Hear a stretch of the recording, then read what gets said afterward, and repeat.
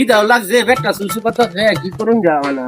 বেটা কি আলাপ করস? আরেক বেটাই দাওয়াত দিছে কালকা, ওই দাওয়াত যাওয়ান লাগবো, তাড়াতাড়ি যাই।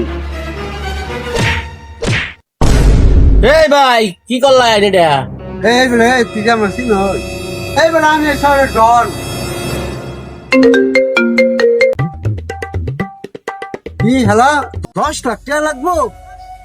আচ্ছা আচ্ছা আচ্ছা, আমি দেখতেছি 10 লাখ টাকা কথা বললো আমার কথা তো নাই।